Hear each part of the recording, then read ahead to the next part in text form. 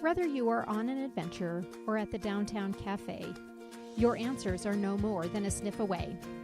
Dog Training 360's purpose is simple: to teach you why dogs do what they do, as well as the action steps you need to take to have better communication, connection, consistency, and conceivability with your dog. Today I'd like to talk about the topic of adoption versus purchasing a puppy versus rescues, what's better, what's not better, and then just kind of go into just the thought process of where you're at with your dogs and why people do what they do. And I don't believe in titling a dog a rescue or homeless or it's been saved, because I believe that the majority of the dogs out there in some way, shape, or form need a home. And even the puppies that are coming from breeders are really, in a sense, homeless because they need a home as well. And I believe that we put titles on dogs because it's a natural thing for people to do, such as it's a rescue or it's been abused. And what most people don't understand is dogs don't think like that, and they don't know they're a rescue. They just know what the experiences they've had and the feeling that they've had. They can't think back and go, oh, I was abused and that's why I'm the way I am, or I wasn't fed well, or I didn't have shelter. They are really in the moment. And whether it's a puppy from a breeder, whether it's an adult dog on the breeder from a breeder, or whether it's a dog that has ended up in a organization that rescues dogs and then puts them up for adoption. So it could be the shelter, your local shelter, the Humane Society, a lot of the rescues out there. And right now our dog trainer school is in the topic. Our module is rescue dogs. And I think one of the worst things that people could do once they get a dog is to title it of I saved them. And I'm not sure what you saved them from, because they're not going to be put on the chopping block, if you will.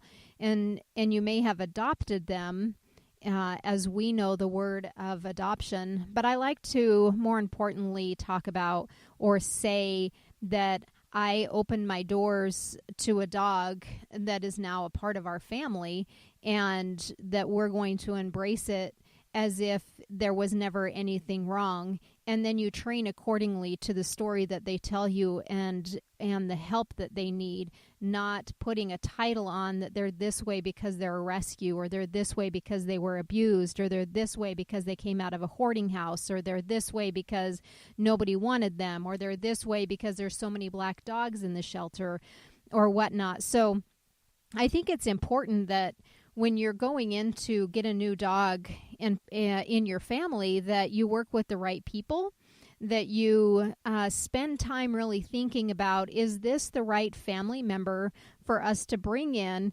and get acclimated into our family in a way that is designed the way you live your life. And I think it's more important to go off of a personality and really spend some time getting to know the dog and spending the time that you need to make sure that this is the right dog for you to open your doors to, instead of just feeling like we need to rescue or we need to save a dog, because they're rescuing dogs from hurricanes or rescuing dogs out of other situations that they're in that no fault of their own, they just ended up there, and that it's not a good situation for them to be in. But once the organizations have picked up these dogs and they're in their care, the dogs are being taken care of really well, and they're not being abused, they're not being neglected, they're being fed, they're given shelter. Most of them are going into foster situations all that they can, and they have people that love them. And so when you go out to find a dog that you're ready to open your doors to and commit to, I think it's the most important is, what's your commitment? What's your journey going to look like? And how are you going to help this dog get into the rhythm of your household and what your obligation is to the dog. Not that there's an excuse or that we feel sorry for the dog, because the dog does not want us to feel sorry, nor does the dog want us to think back to where they came from, because they're not thinking about that at all. They're thinking about this new life and this new bed and this new shelter or this house that we have to live in, and the love that you're giving it, and the training that you're giving them, and the structure that you're giving them, and the rules that's in place in the family. And that when we open the doors, that we expect our dogs to be who we want them to be, because they are ready and willing, and their doors are open and their hearts are open, and they're willing to give 110%, as long as you stop putting a title or a pity party onto the dog.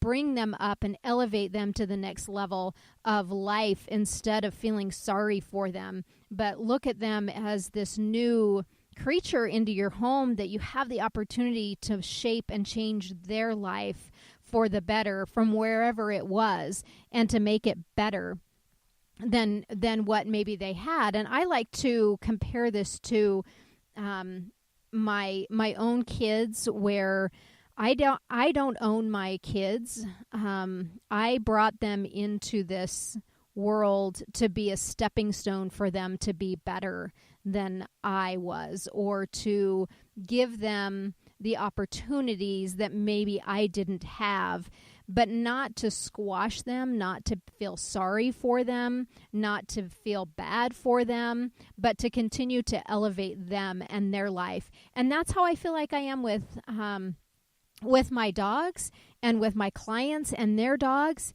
Is we're here to help you elevate that dog's life and make it far better than what it ever was to start with. Even coming from breeders and puppies coming from breeders, that you're making their life better than where they came from. And so if you're going to go and shop for a puppy from a breeder, my advice is to find a reputable breeder that is in it to make the breed better, not for the financial gain that they're pumping a bunch of dogs out because they're making $10,000 to $15,000 a litter, but because they're doing the best to make the litter better, and that they're doing everything they can to help that puppy be successful in your home, not make the puppy feel successful where it's at.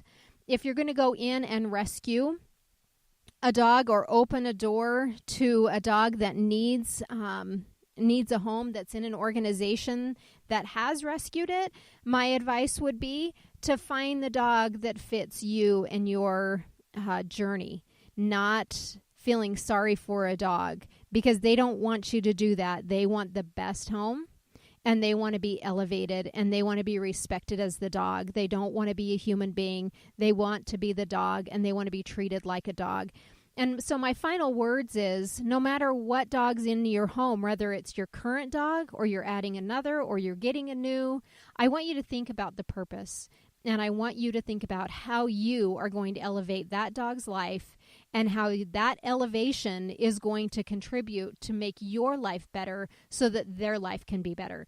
Don't adopt, don't purchase on an emotion and a pity party, and that you are the only one that would ever take this dog on. This is about their journey, and they don't want you to live in the pity party that you think that they came from, because they're not thinking about that. They're looking ahead for what the new day is going to bring.